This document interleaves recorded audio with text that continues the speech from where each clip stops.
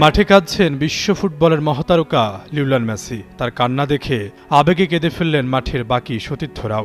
ম্যাচের শুরুতে পেনাল্টি মিসের যে তীব্র যন্ত্রণা আর অপরাধবোধে ৩৯ বছর বয়সী মহাতারকাকে কুড়ে কুড়ে খাচ্ছিল, শেষ মুহূর্তের মহাকাব্যিক জয়ে তা রূপ নিল এক অলৌকিক আনন্দস্রোতে।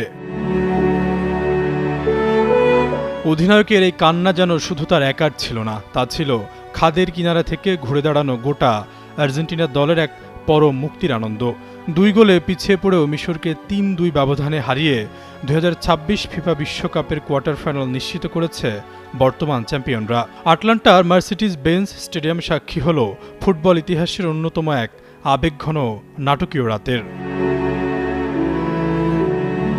ম্যাচের বয়স তখন ২১ মিনিট। পেনাল্টি স্পটের সামনে দাঁড়িয়ে ফুটবল ঈশ্বর লিওনেল মেসি। পুরো স্টেডিয়াম জুড়ে তখন কোটি ভক্তের স্তব্ধতা।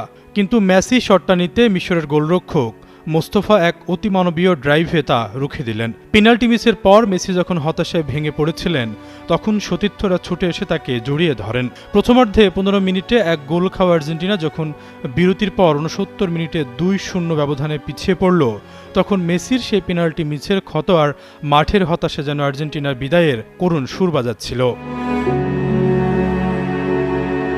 নিজের ভুলের প্রায়শ্চিত্ত করতে এক বুক আবেগ নিয়ে রুদ্রমূর্তি ধারণ করলেন মেসি। ৭৯তম মিনিটে মেসির পা থেকে আসা এক নিখুঁত ক্রস খুঁজে নেয় ক্রিস্টিয়ানো রোমেরোকে। দারুণ হেডে ব্যবধান তখন ২-১ দাঁড়ায়। এর ঠিক ৪ মিনিট পর ৮৩তম মিনিটে আসে সে মাহেন্দ্র খন। ডিবক্সের ভেতর থেকে এক চোখ ধাঁধানো ভলিতে বল জালে জড়িয়ে আর্জেন্টিনাকে ২-২ সমতায় ফেরান মেসি নিজেই। পেনাল্টি মিসের কষ্ট ভুলে মেসি তখন মেতে ওঠেন বুনো উল্লাসে। এই গোলের মাধ্যমে চলতি বিশ্বকাপে নিজের ৮তম গোল করে গোল্ডেন বুটের দৌড়ে এককভাবে শীর্ষে চলে গেলেন তিনি। শেষ মুহূর্তের জয়সূচক গোল ৯৩তম মিনিটে কর্নার থেকে উড়ে আসা দুর্দান্ত হেডে।